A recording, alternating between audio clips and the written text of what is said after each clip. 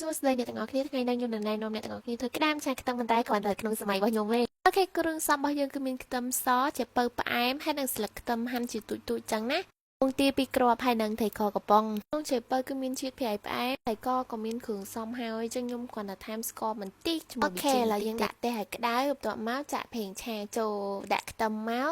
លីងឲ្យឈ្ងុយឲ្យលឿងមកអ្នកទាំងអស់គ្នាតែសម្រាប់ខ្ទឹមអ្នកទាំងអស់គ្នាកុំលីងឲ្យវាលឿងពេកគ្រាន់តែឃើញរៀងល្មមគឺដាក់ពងទាចូលហ្មងលីងវាលឿងចឹងយើងដាក់ពងទាចូលវាខ្លោចឲ្យឆាទៅឆាមកផ្លែតខ្លោចខ្ទឹមលីង